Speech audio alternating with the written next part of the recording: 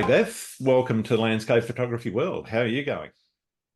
I'm good. How are you, Grant? I'm happy to be here. Yeah, I'm very happy to have you on. I've watched a few of your episodes of your podcast and on YouTube, and I'm really excited to have you on because I'm interested to talk to you not just about the podcast and so forth, but a lot about your photography and why you're a photographer, etc. So, why don't we start with that question and say Oh boy. why do you do landscape photography? Yeah. It's interesting because of why I do photography. So you use the word landscape, and I know this is landscape photography, right?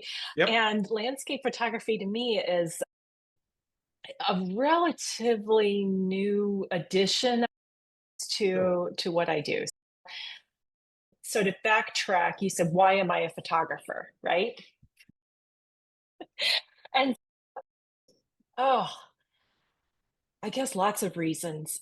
It's kind of summed up in the tagline or phrase that I like to use on social media and whatnot that embodies my philosophy, which is if you're not amazed, you're not paying attention. Yep. And photography for me is how I have, um, it's the expression through which I have discovered that I can be the most amazed, if that makes sense, and That be makes a able lot of to sense.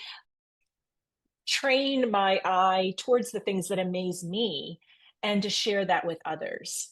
Because I think we're often not seeing all of what is truly amazing. I keep using that word, but truly amazing around us. Like we numb ourselves sometimes, or we just stop seeing. And it's not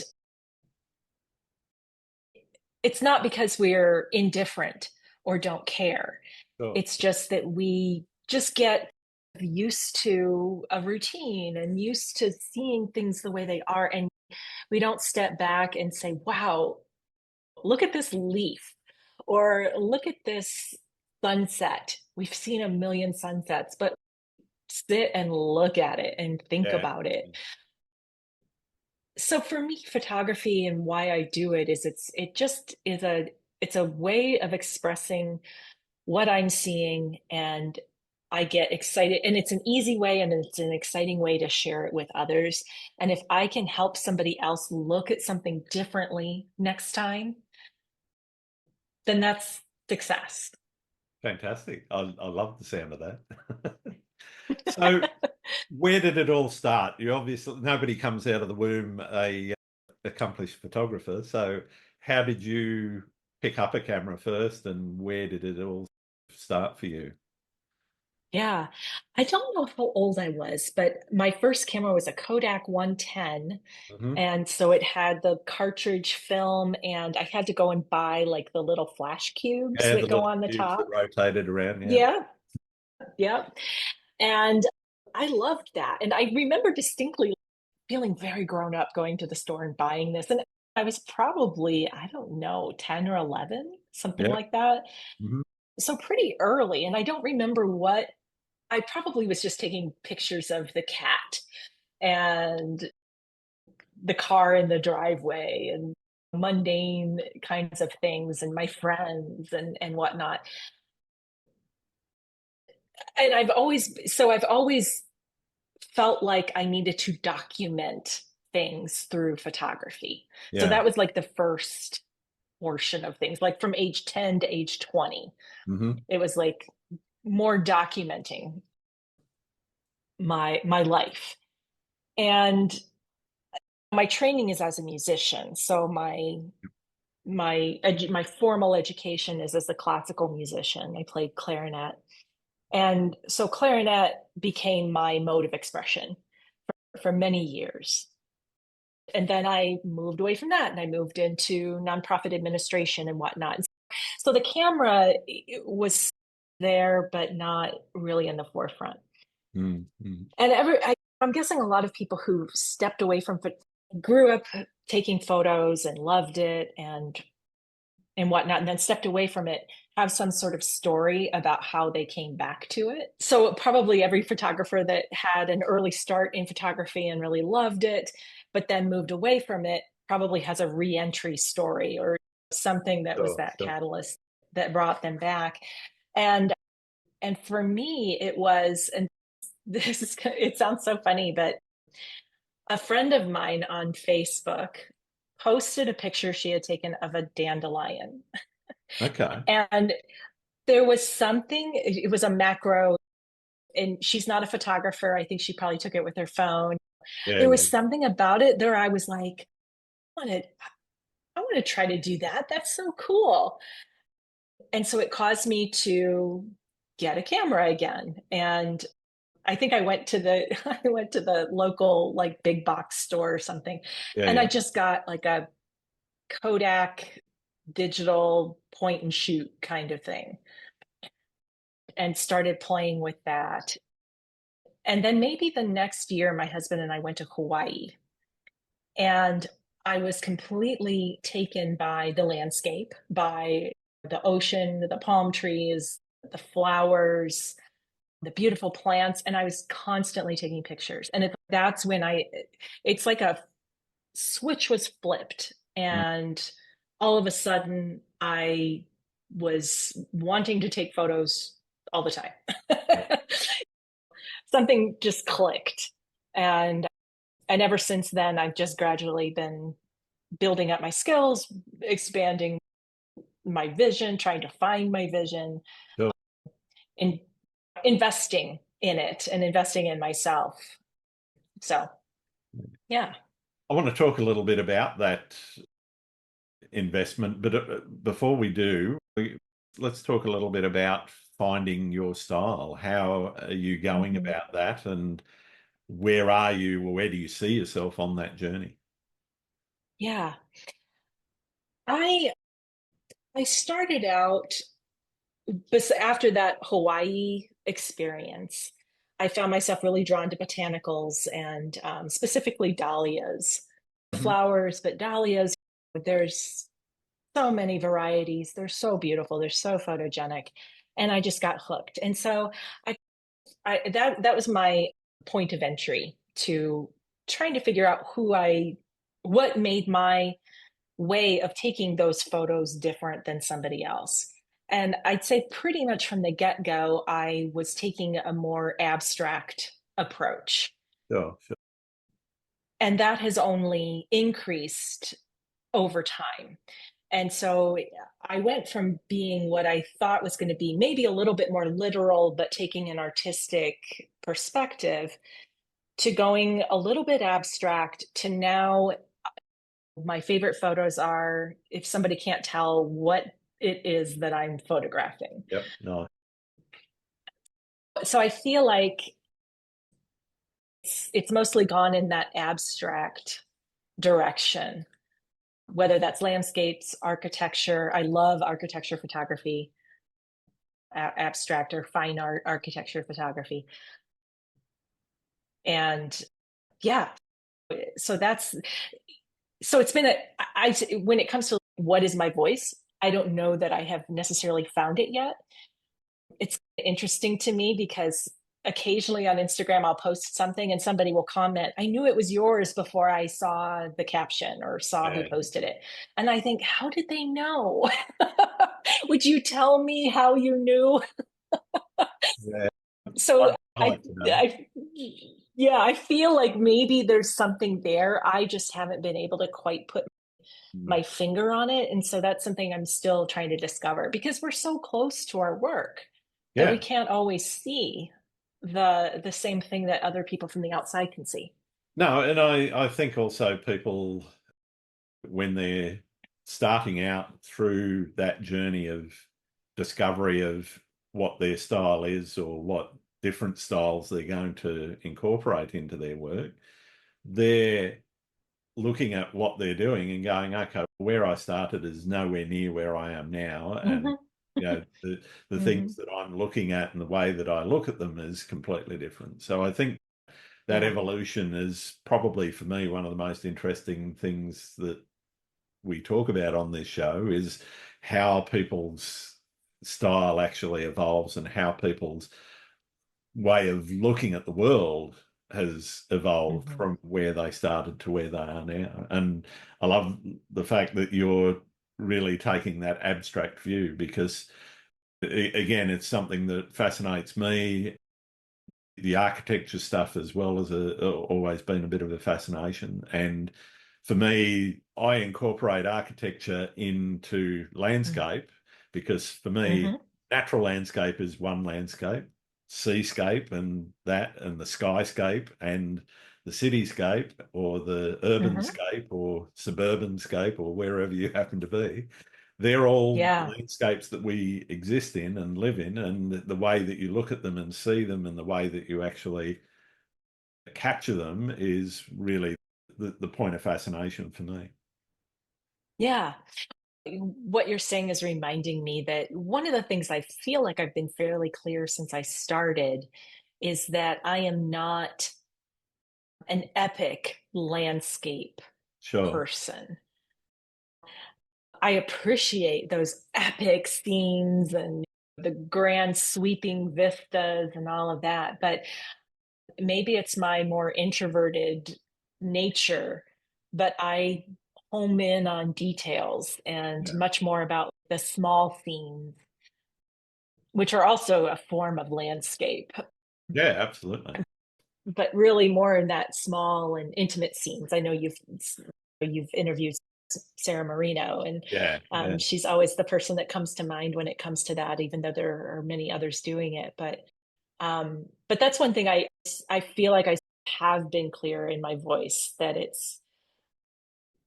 that that is something that I leave for others to do only the way they can do it so wonderfully. yeah. And yeah. So where do you think your inspiration comes from? What are the things that amaze you, the things that you go, oh, that's what I'm really into right now? Gosh, it's so I have to think about this for a second because it varies. Sometimes it's color, sometimes it's a line, sometimes it's light. And if I just in that spirit of talking about what are the themes or things that we notice in our work, I'm drawn to curves. I'm drawn to organic sort of movement. I, I and and those not like micro details, but just the things that we overlook, and trying to see the familiar in different ways. So, like right now, I'm looking up because I'm looking at a photo on the wall that I took of water, but you wouldn't guess it was water because I've used intentional camera movement Hmm. and swished it around.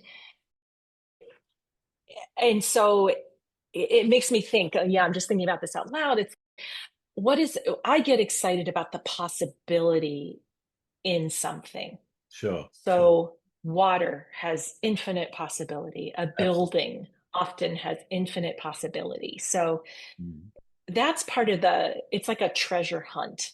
So that's what gets me excited. And that's what I find so amazing is there's all this potential right under our noses all the time. And we overlook it. So I think that's what I'm, that's what gets me excited is when I see potential. Yeah, yeah, fantastic. Are you a goal setter in your photography? Do you go out with a lot of intention or are you more reactive in your work? Oh, it's so funny you say reactive because I was just talking with someone the other day and she described herself as reactive.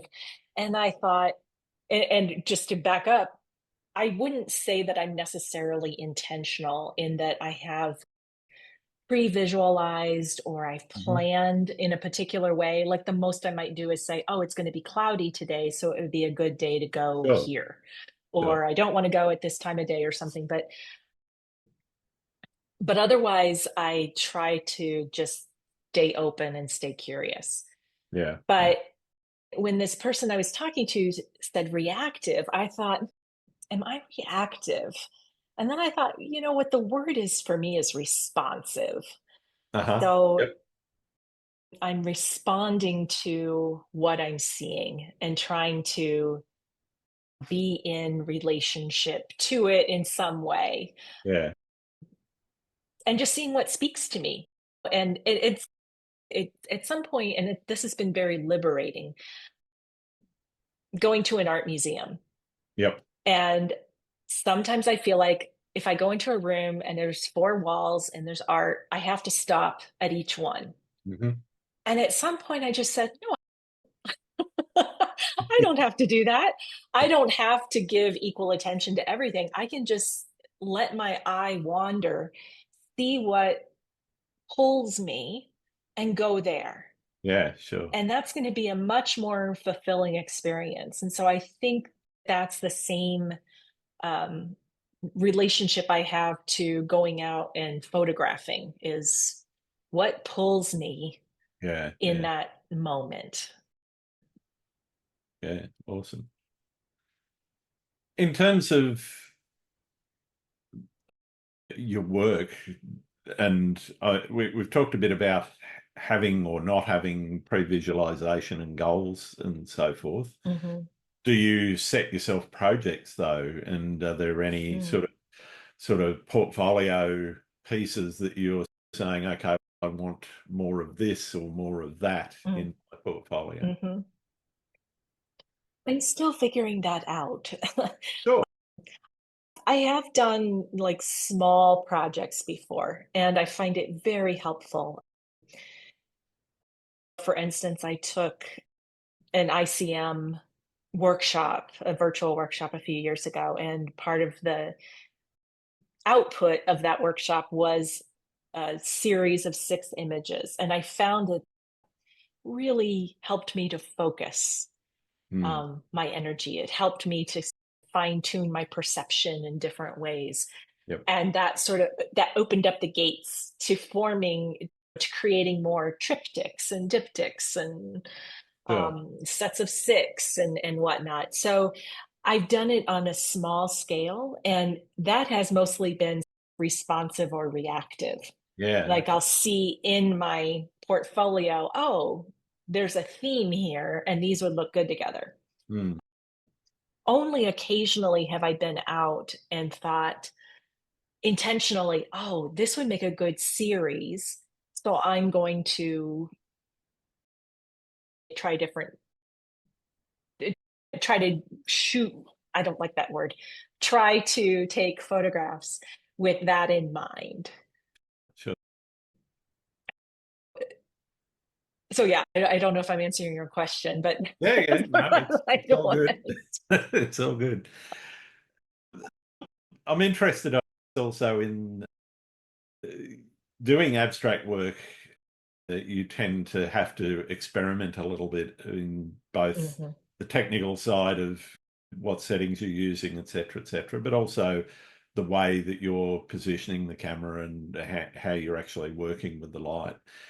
Have you Mhm. ever had experiences in that experimentational phase of your work where you go, yeah, it's not working?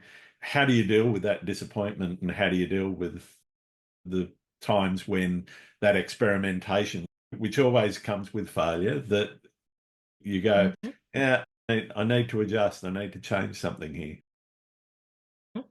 Well, you use 2 words that jump out at me: disappointment and failure.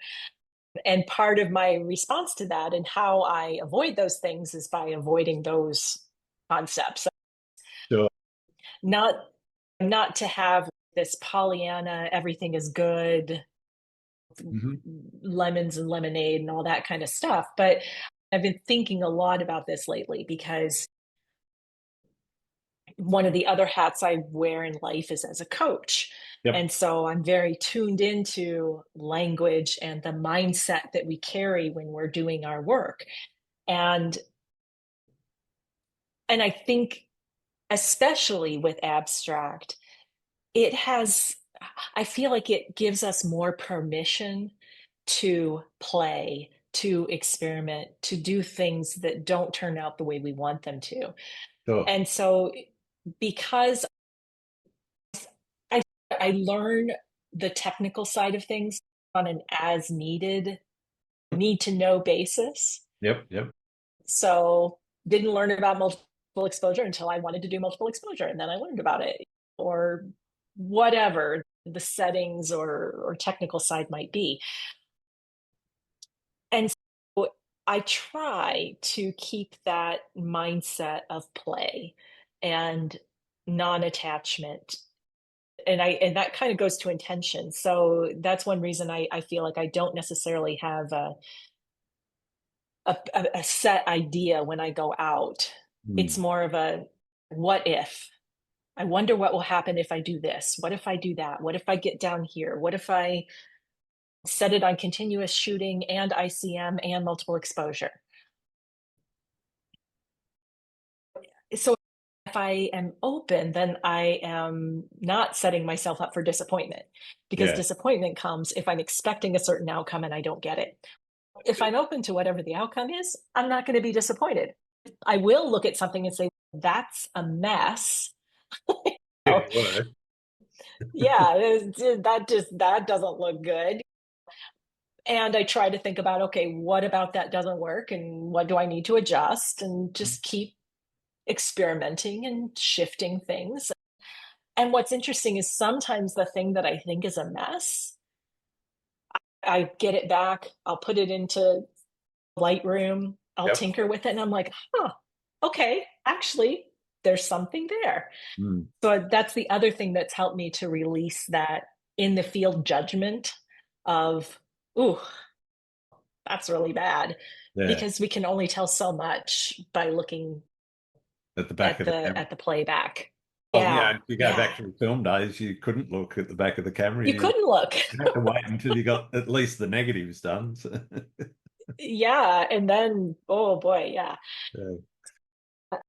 So yeah, I think a lot of it is just it's mindset of how do you want to be in relationship to it, and taking a more playful and open, non-attached approach. Yeah. I think that's a really marvelous way of looking at it. And I use those words like disappointment and failure deliberately because some people Mhm. do have that pre-set Yes. idea about, okay, well, this is what I'm going to set out to do, and this is how I'm Hmm. going to go about it. And I am experimenting, but it didn't work. Hmm. So is that a failure or is that a learning? What is it? And it's really about that question is really about how people think about their photography more than anything. Yeah, and I would think that especially for landscape photographers that are maybe doing the more traditional landscape, what if it rains? What if the road is washed out? What if, right? Exactly. Clouds move in. And so to me, it's a yes and. Yes, I might set out with a particular intention. I have an idea like, oh, I want fog and it looks like it's going to be foggy, and I want the sunset and I want this and that. And we can set ourselves up for success by doing our homework and saying, okay, if I'm going to make, if there's any chance of that happening, here's how I Sure. need to position myself. And so there's that yes. And then the and is, and if that doesn't happen, how can I stay open so that I see other possibilities that might be right there, Mm. instead of just like packing it up and going home because whatever I visualized is not going to happen? Yeah, absolutely. Absolutely. I want to talk a little bit about the communication side of photography. Photography Mm-hmm. is a form of visual communication. Are you trying to tell stories with your Mm, photography? Some people don't. I'm just interested where you yeah. see your photography in that sort of communication medium. This is one that's been an ongoing struggle for me as well, Yeah. especially as I lean into abstract, because Yeah. abstract is less likely to have a literal story. Yeah, The you're story, leaving the interpretation entirely to the viewer, the more abstract you get. exactly, exactly. And so I tend to think of the story as being abstract itself. So the story, it's just, and I know I'm not, I picked this up from someone else and I'm sure it's not unique to me, but especially with abstract, I don't think of what's the subject Yeah. is not the object that was photographed. Yep. The subject is the light, the color, the line, the movement, the flow, the whatever you might say. And that's where the story is. And if the subject is red, the story is in the red. And what do you see in red? How does that make you feel? What comes up for you? Is there a memory? Is there an emotion? And so maybe it's something of a cop out to, and some people would say, I've heard, I think it was actually Brooks Jensen. He did an episode where he talked about how basically, I think he was saying, like, if you say, oh, it's up to the viewer to interpret, that's a cop out. I don't think it. That's, Yeah, but I don't, did you hear that episode? I did If I actually. interpret, so like, maybe I was over correcting what he was saying, because I don't think he was saying it was a complete cop out, but he was Sure. making a point, like it's the artist's responsibility to communicate what their intention was. But And communicating an and emotion, it can be quite different to communicating, as you yes, say, a literal story of saying, okay, well, exactly. whether it's a grand landscape which has a glacier sweeping through it, and the story is maybe the way that has shaped the land. So that's one way Right. of interpreting Hmm. a story.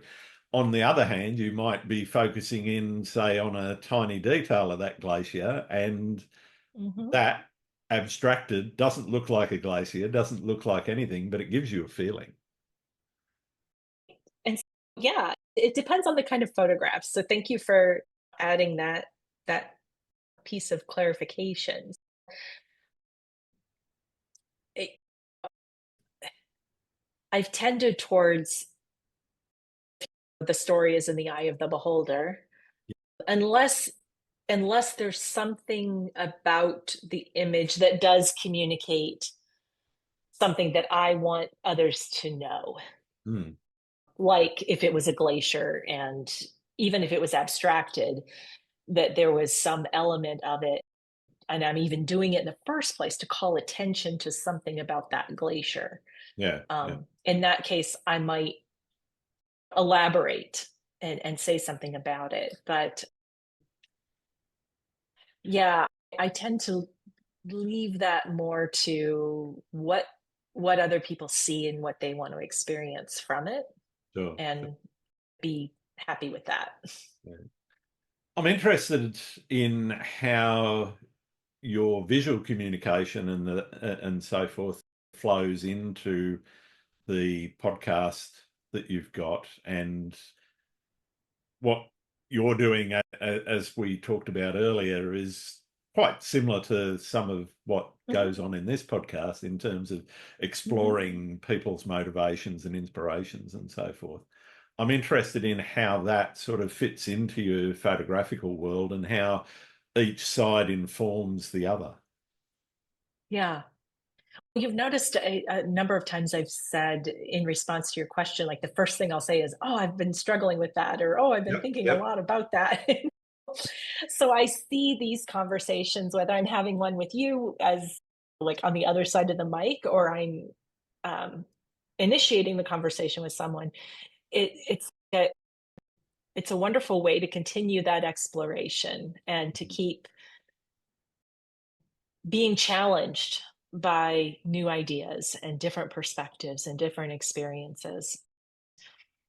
And so I feel like whenever I'm in conversation with another photographer on these kinds of topics, often I almost always come away with some sort of little click of clarity. Yeah. Oh, and I found this. I used to do another kind of podcast for 8 years or so, and I found myself. I always considered it a successful episode if I said something I'd never said before. Right. Yep. that there was some new intersection of information that would not have happened had I not been having that conversation. Yeah. Yeah. So I feel like that kind of another mode of expression, being the podcast, allows me to open up that some new pathways of thinking Mm. that help bring me some clarity. And you and I were talking before this that, like, one of the things we were talking about before we hit record was that in having these conversations where we as the interviewers are often asking questions that the person hasn't necessarily thought a lot about, or Yeah. maybe they haven't articulated it before or shared Yeah. it before. And to me, that's like doing a service to everybody. It's like a win. And so if Absolutely. somebody says, "Oh, I really had to think about that question. I hadn't thought about that before." That's yay. That's awesome. Absolutely.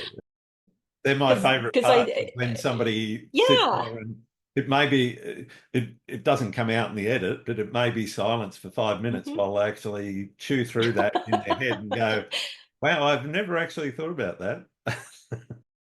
Yeah, I think ever since I was a little girl, that's been my favorite thing is if I ask a question or make a statement, somebody's like, "Oh, nobody's ever asked me that before," or "I hadn't thought about that before." That's what gives me a little endorphin boost. So, So where did the concept for doing the podcast start? oh gosh, I'm not sure. It's, I was doing my other podcast, and I remember my podcast editor at the time, as he saw me getting more serious about photography, he was like, "Oh, you should do a photography podcast." Okay. And I said, "Oh, yeah, that might be interesting." And for me, especially at that time, podcast meant just audio, no Yeah. video. And I remember thinking, but photography is a visual medium. And so podcast doesn't excite me. Interesting. And then I'm not sure what shifted, but I just got the idea where I was like, it would be cool to do interviews with photographers. And what I've landed on is that the channel is dedicated to the the ethical, aesthetic, and philosophical considerations of photography Sure, sure. and of creativity more broadly. Yeah. And so I TJ Thorne Yes. sent me a link to nature photography classes and Nick Stover, who has his Okay. inspired creator grants.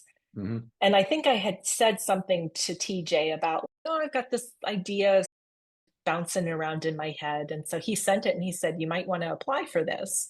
And so I did, and I was awarded a grant. Awesome. And so that's enabled me to have a little bit of seed money to kickstart it. So that launched in April. It took longer than I thought it would, just to get it off the ground and get myself ready to go. But that's how it started. And yeah, and some of it's selfish. I want to meet all these photographers. I want to ask them questions. So if we're going to do that, why don't we do it in front of other people Absolutely. and have everybody benefit from the conversation? Yeah.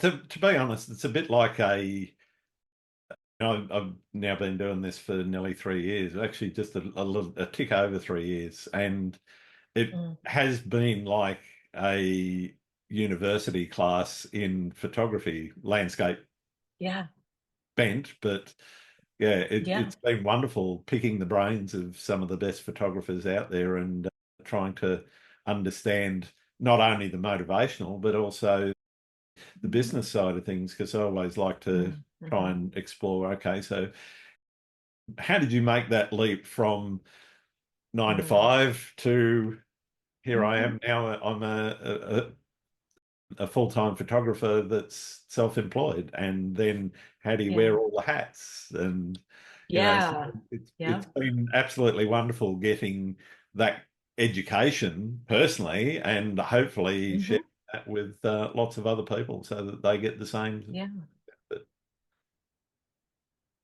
Yeah, definitely. In terms of photography as a business, where Mhm. is it for you? Is it part-time, full-time, on the edge? Where are you in Oh, the process?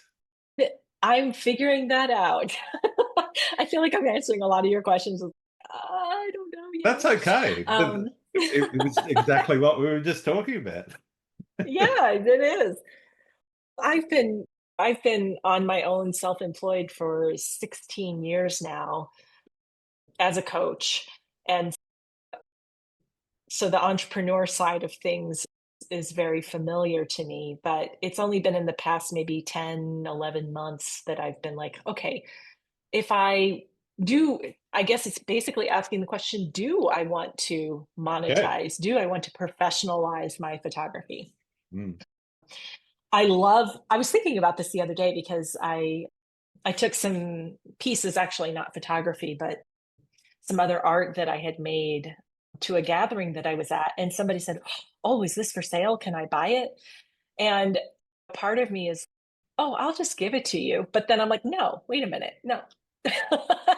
I like, as much as I am wanting more beauty in the world, as much as I want more people to see and be amazed by things, I also believe it has value.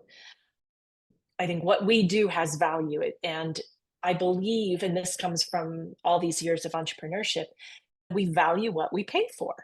Yeah, We've all absolutely. heard that.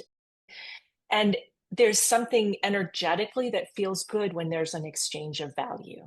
Mm. Money for expertise, money for time, money for art. It's honoring of what it is that you have produced. And it's saying, Mm. I value it, I value you. And so that's a long way of saying I've thought about that whole monetization thing. And I like selling art. I don't want to just give it away. I like that honoring and that exchange and relationship that comes with it. So I'm leaning towards, okay, how do I do that? And how do I do that in a way that's authentic for me? So I'm still doing my coaching and whatnot, but I've been trying to carve out more time for figuring out that business model and Yeah. Yeah. what's that going to look like. And I know I shouldn't say nobody gets rich off selling art because, of course, some people do. Some people Um, do. some people. And my desire to have an open and possibility oriented mindset doesn't let me say that is impossible. And we know from experience and anecdotally and talking to lots of people that that there's more to it than, oh, I just put up some pictures and people are going to buy them. Wouldn't that be nice? That would be lovely. Um, that But would be yes, there is lovely. there, And and there's a lot of merit in what you're doing, I think, in thinking about it before pulling the ripcord and taking that leap mm, out of the plane and saying, okay, this is where I'm going now. You need yeah, to and actually make sure that you've got your parachute strapped on and exactly. And then part of me is also, I'm not getting any younger. And so it's, if not now, when? And how yeah, can I do it responsibly? And fortunately, I suppose for me, I love to teach. I love to talk, even though I'm an introvert. I don't mind. I enjoy those things. mm, And how can I? This is part of figuring out the voice. So if I did a yeah, workshop, what would make my workshop different from somebody else's? yeah, What can I offer that somebody would be willing to spend their time and money and energy on? Those are the kinds of questions I've been asking recently to try to figure that out. So if mm. anybody listening knows, you can just reach out to me and tell me, here's what I want to learn from you. Fantastic. But I figure I'll find it, and I'm trying to focus again on that non-attachment. Yeah, I'm not like, oh, I must be making X number of dollars by this date or else it's never going to work or something like yeah, that. I'm just yeah, just I suppose it's a bit of a luxury or a privilege to be able to just say, I'm just going to keep showing up. I'm going to keep trying things. I'm going to see where my heart takes me. I'm going to see what seems to work on all levels, Yeah. not just financially, but what works for me personally and energetically and artistically. Yeah, yeah. And I So think figuring it out. that's really important. So the thing we were talking a bit about the education that I've got. The Hmm. things, have a business plan. Think about how Hmm. you're actually going to do it before you pull the ripcord and do it. Make Yep. sure that you have a financial buffer behind you that can cope with the Hmm. time that it's going to take you to get yourself to a position where you can say, oh, I can actually make money out of this consistently. Yes. Yes. And diversify. Make sure that Hmm. you don't only have one income stream, because if you only have that one income stream, then it makes it very You're in difficult to trouble. be consistent. Yeah. One of the things I've thought about is I love doing event photography, not weddings, not Yep. that kind of, no, um, but more casual events and a big birthday party or an anniversary or a graduation party or that sort. I've done all of those kinds of things, family reunion, something where they need somebody to be that fly on the wall and capturing all those candid moments and that sort of thing. I actually enjoy that. But if I can't make that my entire revenue model because, for instance, 2 weeks ago, I was tackled by my dog and my knee is now probably needing surgery. Wow. And if my entire income was dependent on doing event photography, which is very physical, I would be in a mess. So, yes, that could be one aspect of it, but I need to be able to put that on ice and do other things. Sure, sure. So we think oh, that we don't think ahead sometimes, like Yeah. what are some of the things that might get in the way of me being able to do that. So if I went all in on event photography and then I blew out my knee, you know, I'd be lost. But Yeah. so anyway, I just offer that as a cautionary tale to not put all your eggs in one basket because you just don't know what's going to happen. Yeah, absolutely. I want to just bring it back also to something that you've learnt from being Mm-hmm. your own boss and being your own, Mm-hmm. I all of those hats that you have to put on. Yeah. What's the most important thing you've learnt through running your own business? I'd say there are two things. One is patience and persistence. Hmm. Those two things go together. Everything takes longer than you think it's going to, Hmm. and you have to be more persistent than you think you're going to have to or that you want to be. There's a great quote. I don't remember if it's Abraham Lincoln or Mark Twain or somebody, but it says something about success is usually right around the corner just before people give up Yep. or just after people give up. Yeah. And so you've got to be patient and you've got to be persistent. You have to remember other people are not working on your timeline. It's not nearly as important to anyone else as it is to you. That's just the harsh truth. Yep. So it sounds a little cliche, but you have to develop something of that thicker skin to be able to just be patient and just be politely persistent. Yeah. It's going to take more knocks on the door than you think it will. Definitely. And then I had a second one that came up and now I'm drawing a blank. It was, oh, ask for help. Yes. Ask for help. Yeah. Um, don't try to be Lone Ranger about everything. Mm.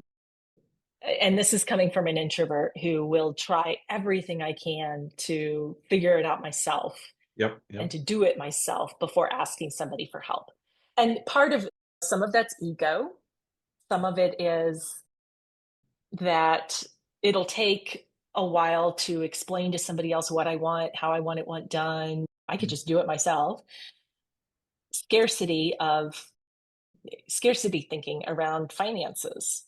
Sometimes it's a very real, like if the money's not there, the money's not there. But sometimes the money is there and we have this scarcity around it. And we're like, I couldn't possibly hire somebody to help me with this because it would cost this money. But then we have to think about the way somebody else put it for me was like, if you end up doing all of these sort of admin tasks, you're Yep. going to be like the highest paid admin in the world. Whereas if you could pay somebody else to do it, that frees up your time to go earn money. And it's Yeah, there's that you old need saying, you to have to spend money to make money. make money. Yeah, you need to invest in yourself and in your own Yeah. ability, and Hmm. concentrate on the abilities that you have that you're good at, and the Yeah. ones that you either don't want to do, and sometimes you have to, but that some Right. of those things that you don't want to do or aren't as value adding to your business, you need to outsource and Hmm. get somebody else to come and Yeah. do for you. Yeah. Yeah. So ask for help, and ask for help. And in terms of mentoring, ask for a lot of people are more generous than you think they're going to be. We preemptively say no when we don't even ask. Yeah. A lot of times people are more than happy to offer a piece of advice or answer a question. You don't want to take advantage of that. No. You want to honor their time. And my thing is, yes, you can pick my brain, but that's what I do for a living. And so I'll do it to a certain extent. And then after that, here's how you can hire me for that. Yeah. But Um, you don't go to your doctor and say, "What's wrong with me, doctor? I'm not going to pay you." mhm. Or go to a Right, lawyer, "I have a right, legal problem and I want you to give me some legal advice," and not pay them. A, they won't do right. it. No, B, no, they won't. it's exactly what you said. You're not honoring their skill set that you're going Right. to them to dip into. And yeah, Yeah. it is all about, as you say, honoring the skills of the person that are that you're working with. Yeah. So I'll just say really quickly, honor theirs and honor your own. Absolutely. That's one thing I learned is you can only get so many emails where somebody says, "Hey, can I take you to virtual coffee and pick your brain about XYZ?" And it's like I said, that's what people hire me for. So, start to understand, and even with photography, oh, could you come and take photos at my 2-year old's birthday party? And you're like, oh, yeah, that would be pretty easy. And then before you know it, it's Ends up being you 20 or have 30 to, hours of work. yeah, yeah, and they're difficult or whatever. The here's the to sum it up, there's a saying, and I don't know where it comes from, but you teach people how to treat you. Yeah, absolutely. If you are teaching them that you don't have boundaries, that you're giving it away, that you'll always give extra and not draw any lines around it or charge more or whatever, that's how they'll treat you. Yeah. And you'll just get more of that. So to be aware of if you're finding that people are not treating you well, and I don't mean this to blame the person, but there is an opportunity to just look at things and say, okay, so what signals am I sending? What am Exactly. I Yeah. teaching them about how to treat me? And as a result of that, what do I need to adjust? Yeah. You get back from the world what you put out into it. Hmm. Yeah. Yeah. Let's talk about photography a little bit more. I'm really interested in how where you live has shaped your photography, not only what you shoot, but also how you Mm-hmm. shoot.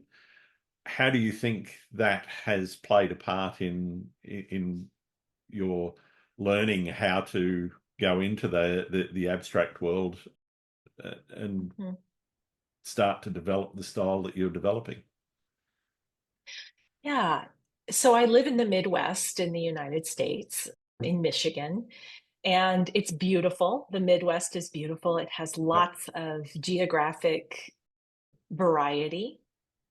I did spend 10 years out in the Pacific Northwest in Yeah. Washington State, which has a very different topography in lots of ways, but also there's some similarities. Yeah. Um, but the Midwest is not exactly a landscape photographer's dream, right? Depends on what you're looking Um, for. it depends on what exactly. It depends on what you're looking for. And but you don't get it's like when you think landscape photography, a lot of people are like Iceland and England and Yeah. Australia and New Well, Zealand, the Rockies, the Tetons, all of that. yeah, Colorado, go out to the west in the United States or Sure. all of that. And so we don't have the iconic landscapes. Maybe that's the way of putting it. Sure. Sure. And it probably is part of why I'm drawn to small scenes. Mm. Like I can take a picture in the alley across the street that, especially because I'm abstracting it, might be similar to a photo I took in Death Valley Yeah. of a small scene of a plant or something, Right. or a succulent that I took at the local botanical garden could have been taken in Arizona. So there's I think that part of the reason I'm drawn to that abstraction is because that means there is something to photograph everywhere. It doesn't matter if it's, you know, uninspiring. It doesn't matter if it's epic. It doesn't matter if it's the alley across the street or in my basement. I've taken photos that have placed in photography contests that I literally took right here where I'm sitting at my kitchen table. Yeah. Took the photo in the kitchen or in the basement. And so I think it has, and winters and like the seasons and whatnot. And I'm not a big get out in the snow and ice kind of person. Mm.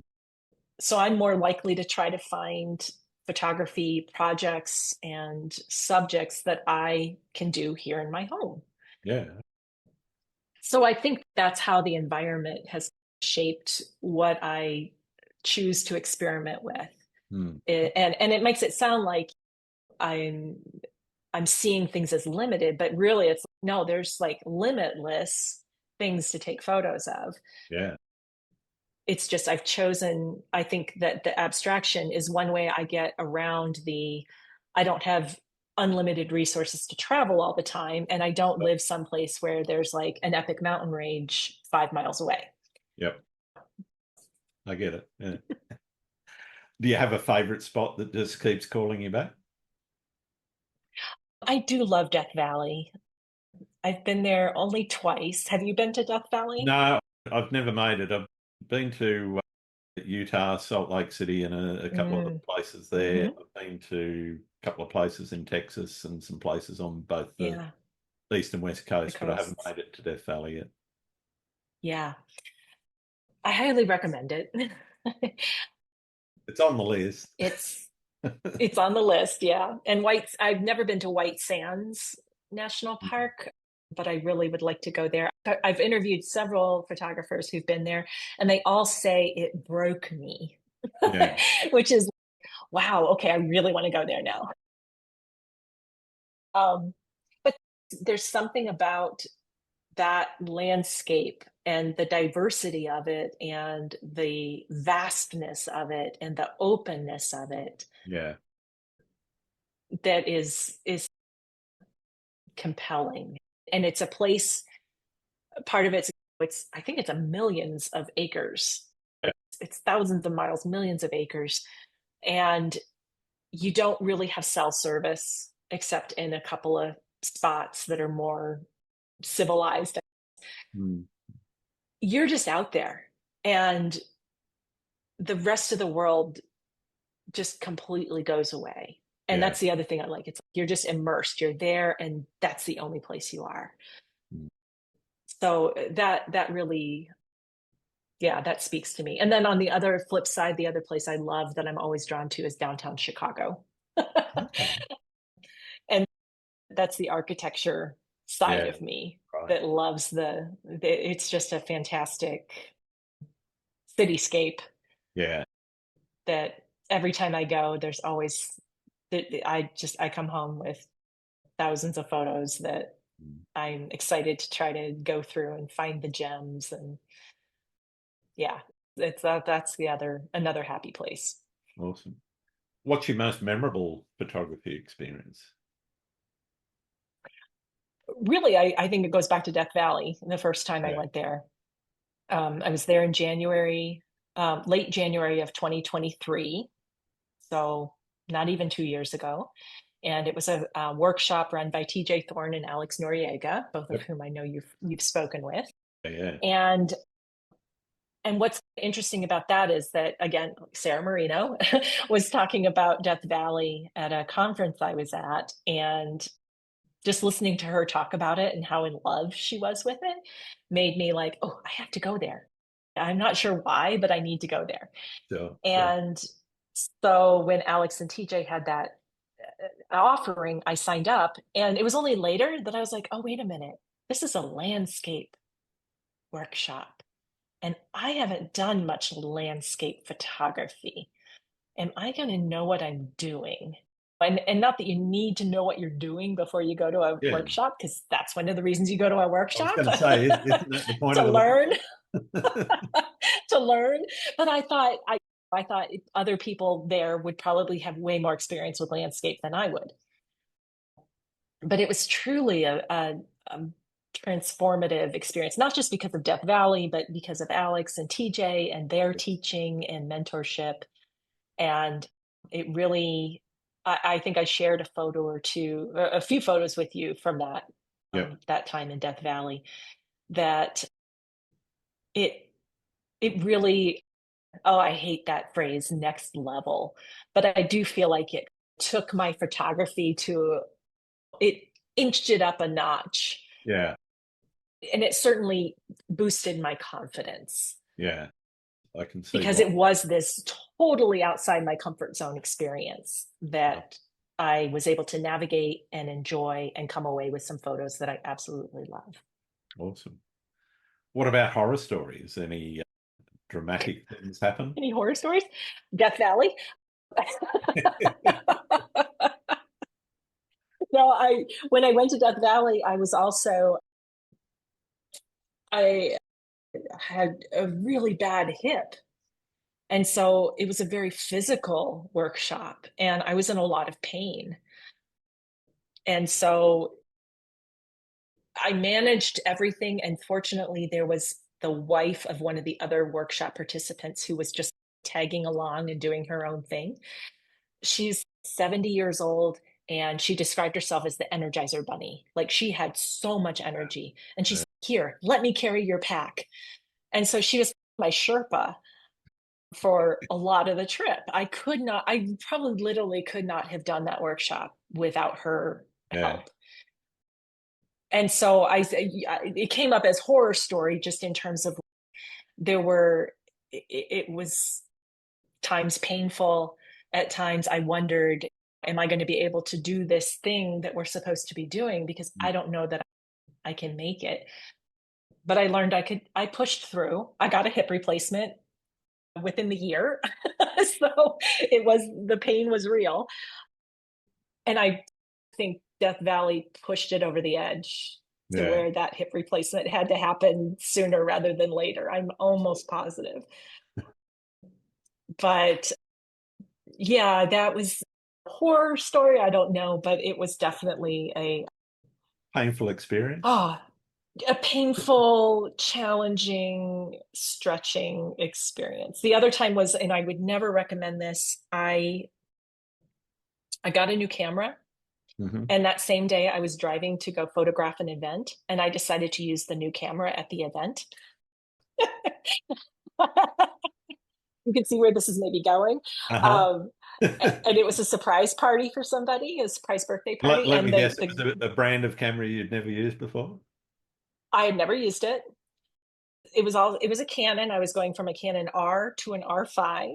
Oh, So it had a very similar setup, but some differences, right? the menu's Um, familiar, but yeah, there's definitely yeah, but differences there. so I probably had an hour with it before I was going Wow. to photograph this event.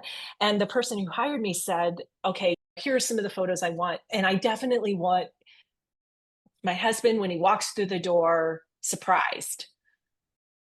Yep. And so I'm there, I'm getting it, or whatever. I get back home and all of the photos are there except for Oh, you're that joking. moment.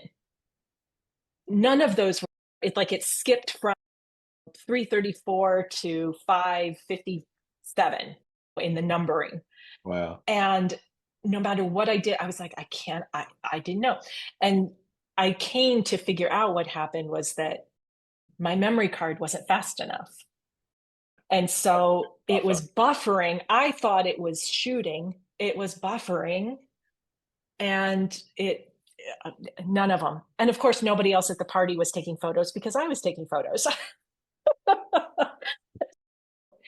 Another cautionary tale: never take a new camera, even if you feel like you're going to be familiar with it. I wasn't ready for the leap in speed Yeah. of the R5 compared to the R, and that the memory card was not going to be fast enough.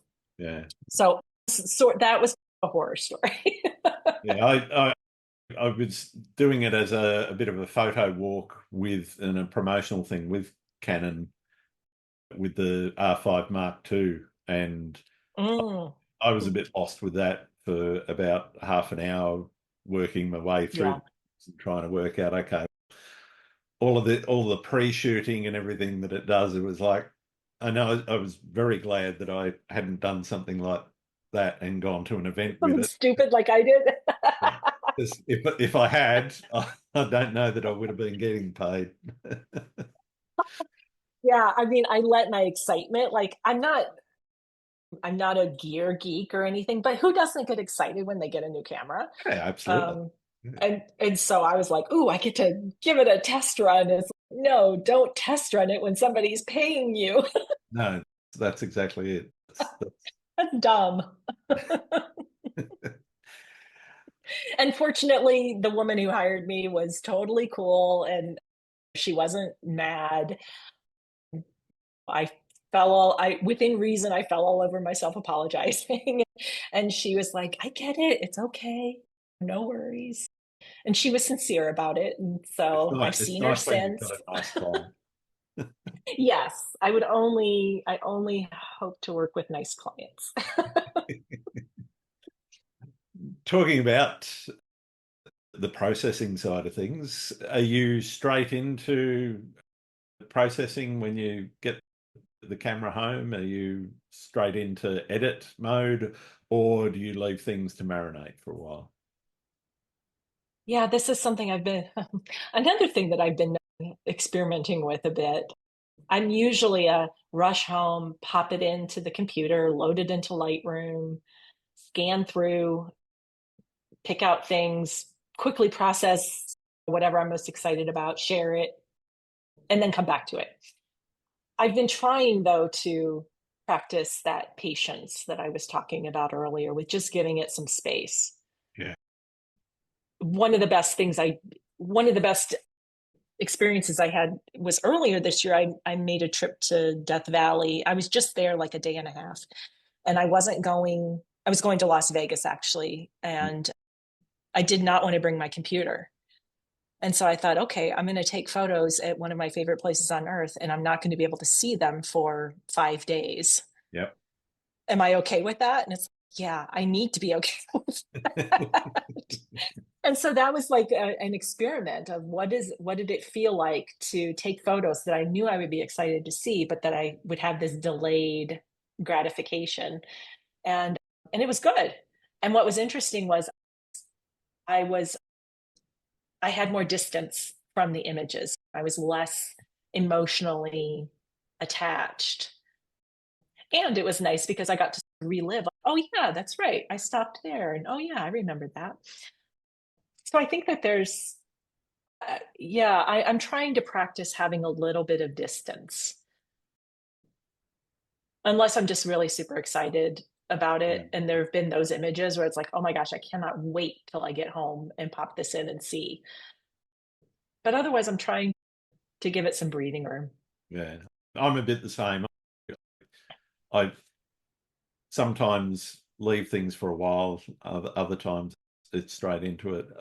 It used to be anyway before I actually had a laptop, and I would go overseas, for example, and do a trip, and it might be 5 or 6 weeks by the time I got back before I Mm. actually get to look at them. So that definitely taught patience and Yes.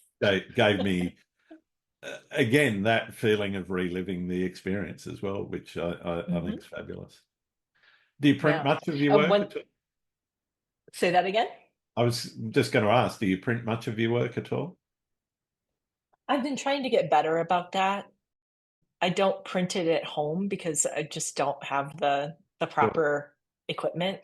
And I've thought about, do you print a lot?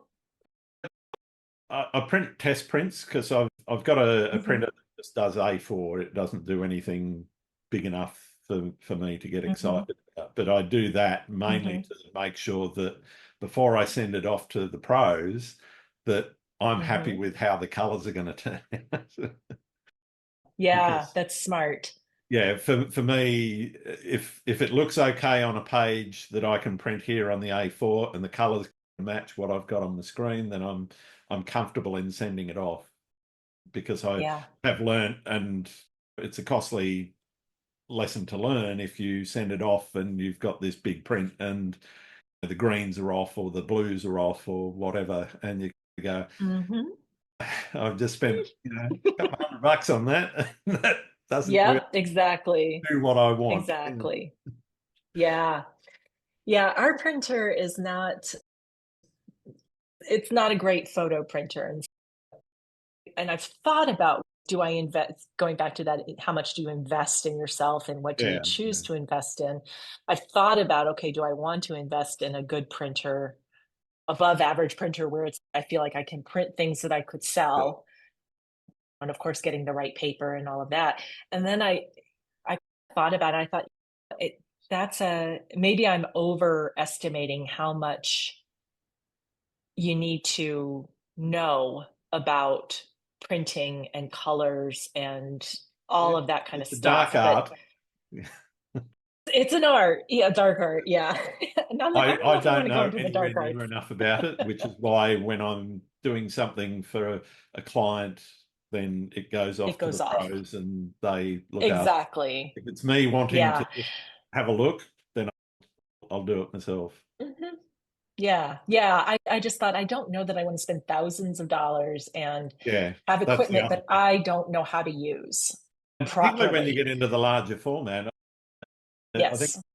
the latest large format Canon 1000R or something. It's something like Hmm. about eight, or I forget exactly what the designation is, but anyway, it's something like $700 or $800 worth of ink every time you top up the ink. Yeah. And you might only get 10 or 20 prints out of that Exactly. ink because Yeah, of what you're doing and the size of it. To me, I just am like, I'll trust the pros and I'm the send same. it off when I get it. But this is making me think about, it is time probably to get a better printer. Doesn't Sure. have to be the top of the line thousands of dollars, but something that does allow me to print. Because in addition to doing that sort of test before you send it off to the pros, there's also just that value of printing out your work and seeing it, and Yeah. even laying it out and getting away from the screen. And yeah, Yeah, it's a completely there's no different experience. replacement for that. I print a lot Hmm. of books, mostly just Mm, personal use, and it's usually a mixture of phone shots and candid shots mhm, with family and so forth. But I do that whenever we go away. We do mhm, a book of that trip, and sometimes I might do an art book for a year. This is my mhm. year, just so that I can look back and go, okay, this is what it looked like in 2024. This is what it looked like in 2021, and so forth. And you can see, Yeah. oh, there's progress. Yeah. I've done a few of those photo books, but it's been a little while. I feel you're again reminding me Well, like, oh, that it's would be just kind of a fun I see project. it like a photo album. I've Yeah, down exactly. in this bookcase. I've got lots of photo albums from the 80s and 90s, which are stuff Mm, full of mm. the 4x8 prints.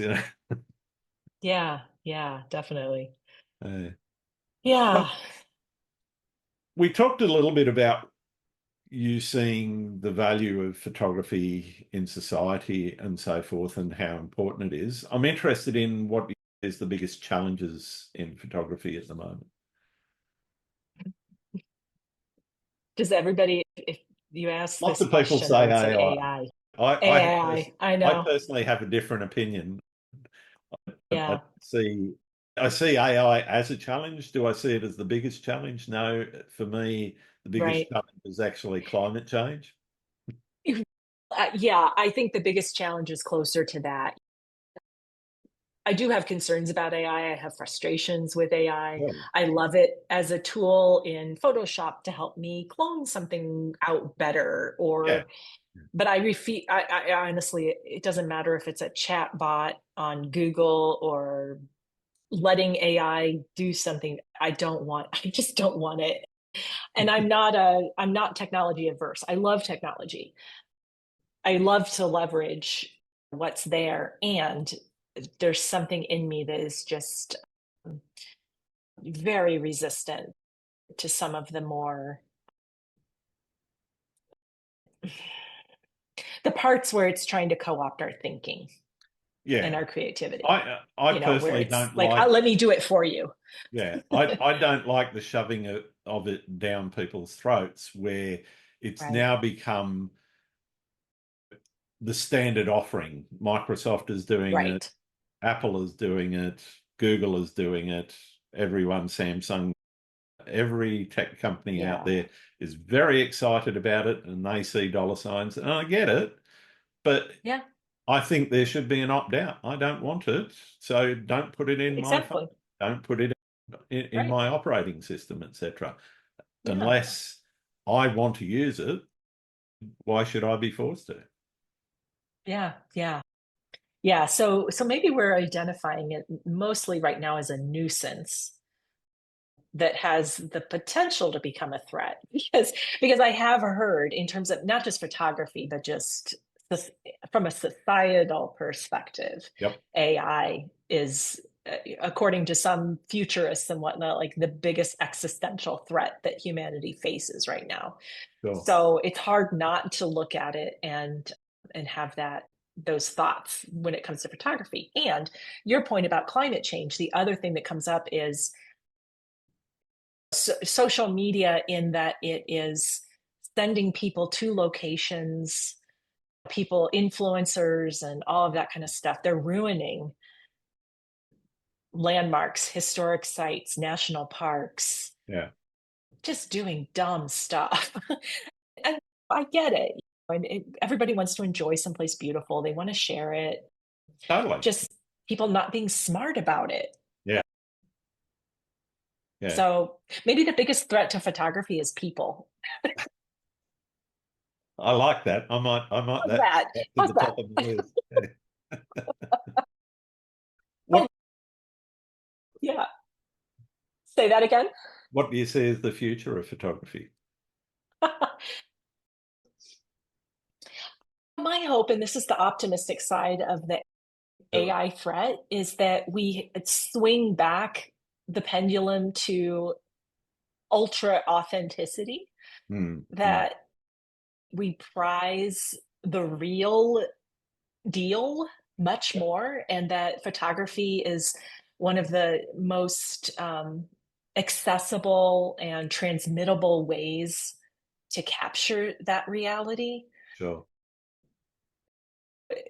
So my hope is, the optimistic side of me says, instead of becoming obsolete, it might become more important because we're going to value those real, authentic moments Yeah. even more.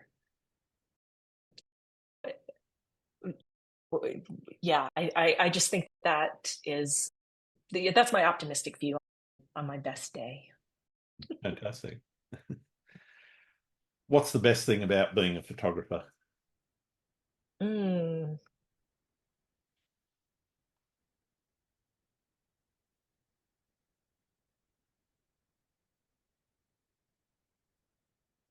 For me personally, the best thing is that it gets me out of bed. It gets Cool. me out in the world. It acts, it's a catalyst for connection. Mm. This is another thing I was talking with someone else about the other day, that some people might see like the camera as a barrier, like you're putting something between you and the world or you and other people. Sure. Sure. For me, I've had the opposite experience where it actually puts me more into the world. Yeah. It makes me notice more. It makes me look deeper.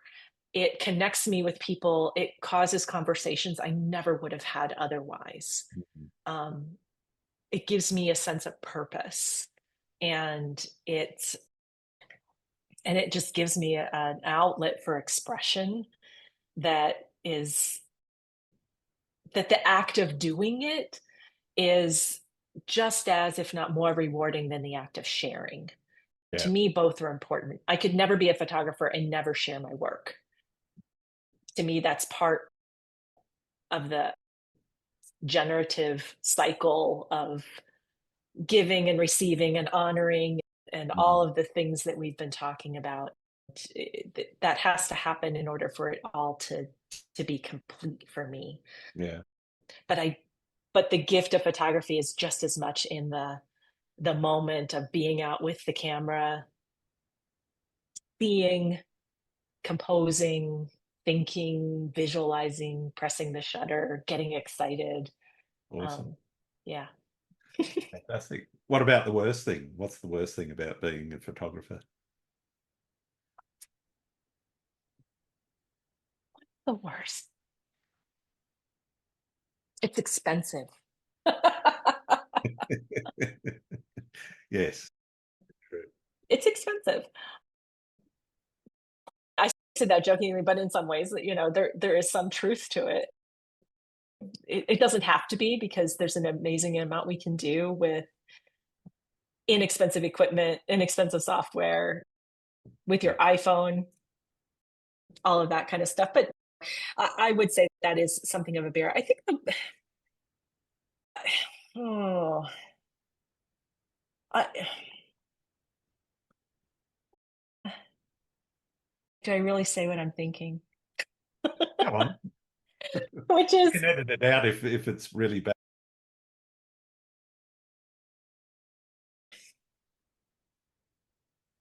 I think the word is it the worst thing?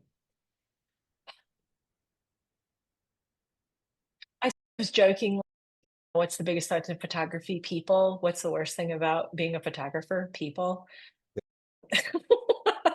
They're both the best and the worst, because there are so many who are generous, who are collaborative, who are open and friendly and supportive, encouraging. And then this is probably true in any profession. I notice it because this is where I'm noticing it, is there's also some toxic people. There are people that Absolutely. are just looking to tear other people down, Yeah. to nitpick, to pixel peep and do all those kinds of things. And it just serves no purpose. No. And it's, it, yeah, that kind of toxicity, it's just like, I just feel like it has no place. It just doesn't have any place. And yeah, I hate to say it, but that is one of the worst No, things, is that's fair you enough. never quite know where you're safe. and you have Yeah. to find your safe places.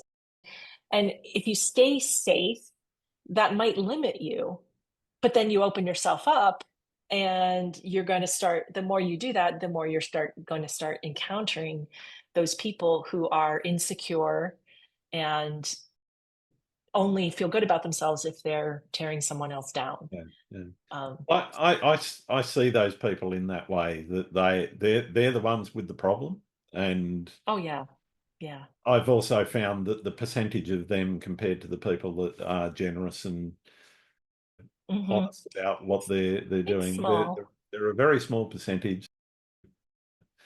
but they're noisy sometimes. Yeah, this is the thing, is that you can put something out there and you have 101 marvelous Hmm. comments, and you get one that says something negative, and what's the one you remember?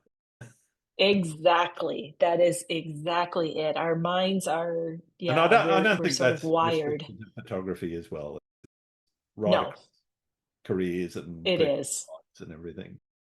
Yeah. So Yeah. that's why I hesitate to say, is that the worst thing? Because that's something that a lot of, Yeah. Yeah.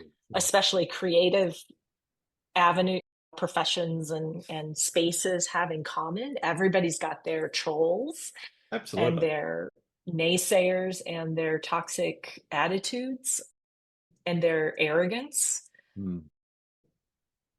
But so I hesitate to say that's the worst thing, but it's the thing that's out there that is, that can really dampen people's spirits and enthusiasm. I've heard of people saying, "Oh, I got this feedback at a camera club and it made me quit," or it Yeah, made me I think that think my that sort of images are rubbish.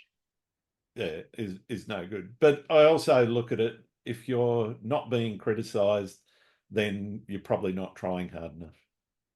Right. In some ways, criticism, yeah, and there's an art to constructive feedback. Absolutely. Absolutely. And a lot of folks don't realize that there's actually a way to do it that is both honest and direct and supportive, Yeah. and that won't kill somebody's spirit. So sometimes there's an assumption, and again, this goes across all creative fields and probably in other fields. Just because somebody's good at something doesn't mean that they know how to give feedback. No. And so I think that just a little bit of humility and recognizing that there is an art to that could go a long way in helping people at all phases in their journey to feel like they're getting solid, supportive feedback that's going to help them grow without killing their spirit. Yeah, definitely. I got a couple more questions for you, and this one I almost always ask now. What's the best or worst piece of advice that anyone's ever given you?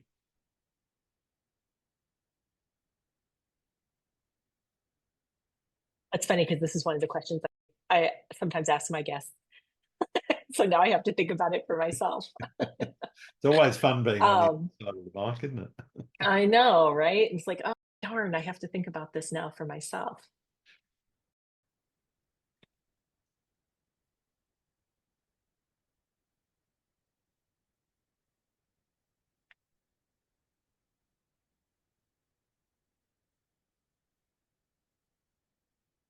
Um,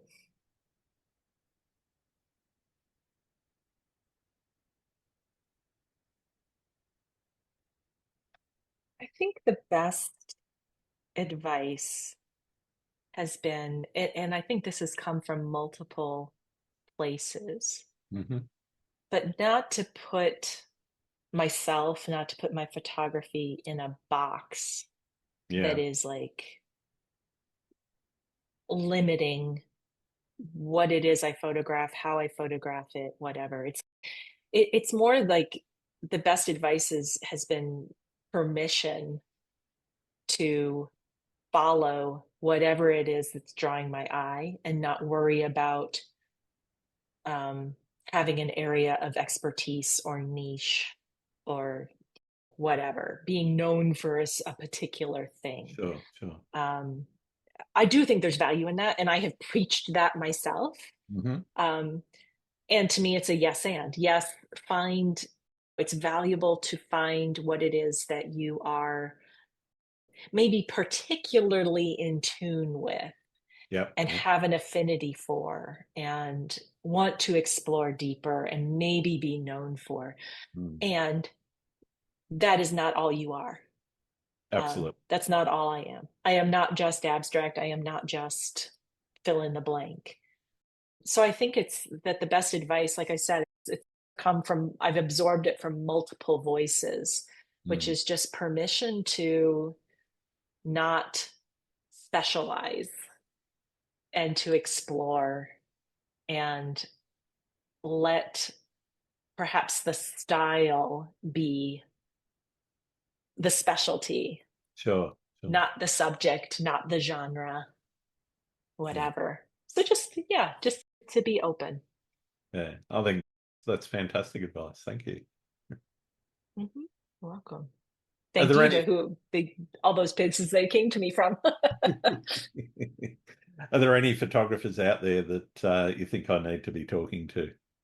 I know there's lots, but and there's Oh probably yeah, there's lots.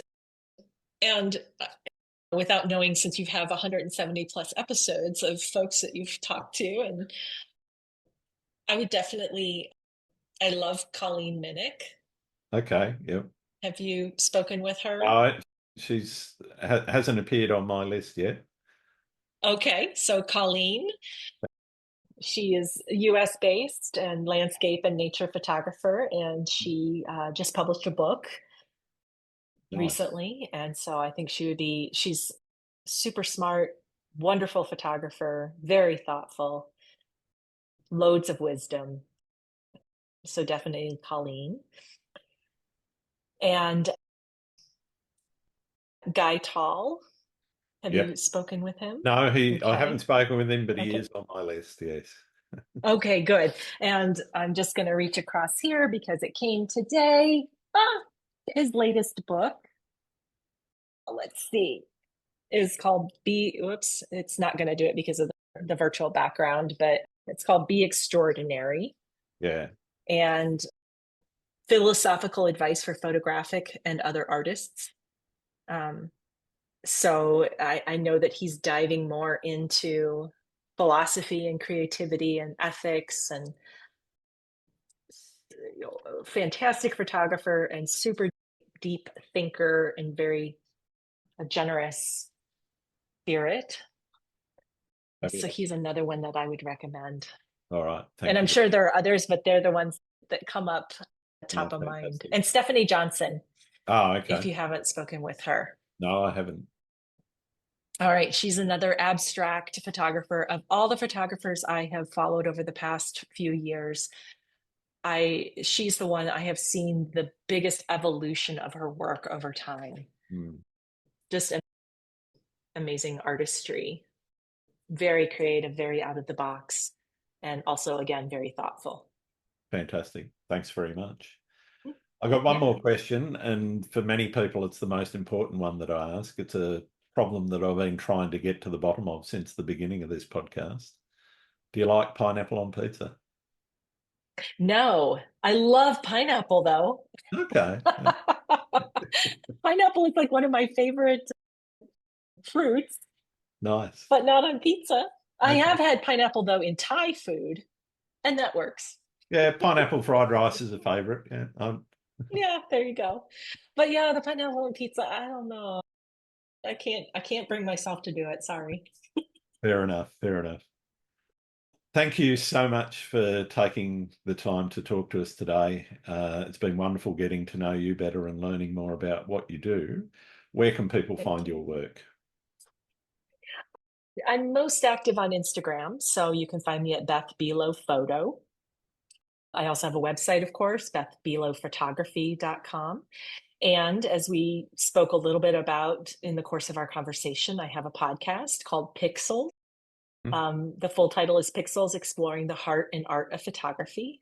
It features primarily interviews with other photographers with the occasional solo commentary episode that gets posted, and that's available on YouTube and audio versions on hopefully wherever you get your podcasts. Fantastic. All right. I definitely recommend anyone that enjoyed this interview and enjoys my show to take a listen or a look at Beth's Pixels podcast. It's really fantastic. She's spoken to some amazing guests, and I wish you all the best with how it goes in the future. Thank you. Same to you. And it's great to know that there's new these voices out here that are talking about the meaning, the motivations, not about the gear. Yeah. I got You no know, interest so in I'm talking to people about gear. no, I really don't have any interest in gear. So thank you for being in that space too. Awesome. Thanks very much, Beth. Thank you. Thanks again for listening to Landscape Photography World. I hope you enjoyed the show, and keep listening because I'll be joined by some great guests in upcoming episodes. You can find my work in this podcast at gruntswinburnphotography.com, along with prints, photography gear, and my 2025 calendar. I'm also on Vero, Twitter, YouTube, Instagram, and Facebook, and also Photo now. Don't forget to like and subscribe. I'm Grant Swinburne. Hope to see you out shooting soon.